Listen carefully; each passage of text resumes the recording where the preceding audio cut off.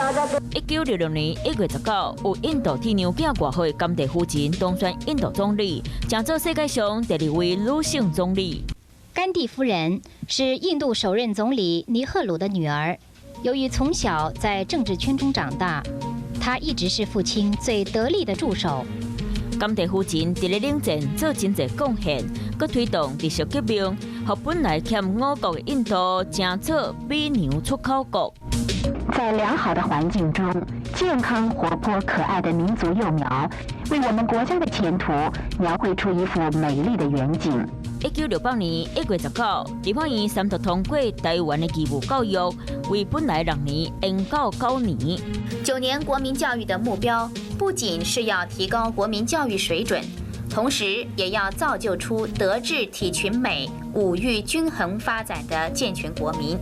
按照9年义务教育的推测，用及技术人才栽培，和70年代台湾的经济愈稳定发展。